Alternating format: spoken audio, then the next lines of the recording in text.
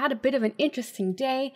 I got in a little tense fight with German customer support because, as anyone who has lived here for a while can tell you, German customer support still hasn't gotten the memo that customer support is really about the customer and less about communicating how annoyed you are that you are being called.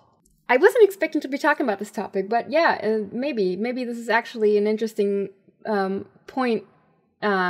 Customer support in German, or Germany, I should say, is kind of bad. Maybe it's because, especially when you talk to people like who I'd say are like over 50 at this point, they're unusually combative because they cannot hold back. I think this is me just like armchair psychologying here, but I think there isn't enough of a coaching going on to be like, okay, guys, you are not in this position to tell people, you know, put them in their place or whatever. Like, obviously, if somebody insults you or is rude to you, that's a different story. But like, don't lecture people on like what they should have done, or ask them why they didn't do things differently and why they're calling you now, or tell them that you don't have time for them.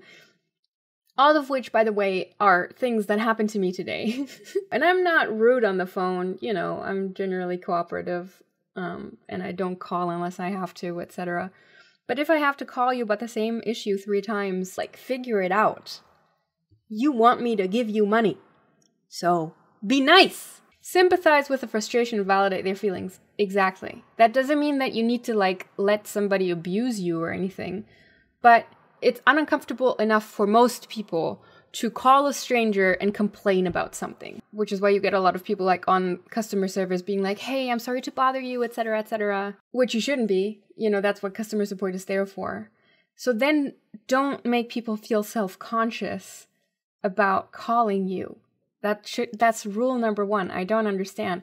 And that's not even, you would think that's just a general, pretty, maybe not basic level, but pretty low level understanding of how to deal with people. But I guess there's something in the German directness module that causes some people to not understand that not every place is a place for you to just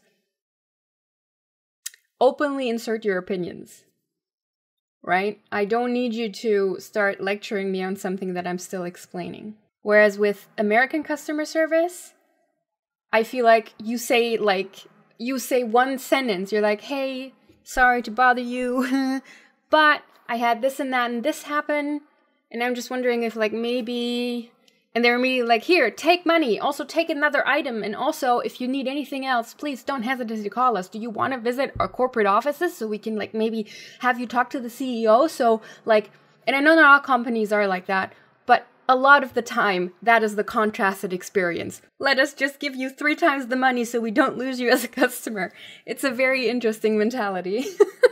It really depends on the company. Yeah, I mean, I've heard about, like, I'm not going to name names now, but I've heard people complain about certain companies, certainly. And also, of course, it always depends on the rep you talk to. Like, this was the 3rd time I called about the same issue. The first 2 times it was perfectly fine.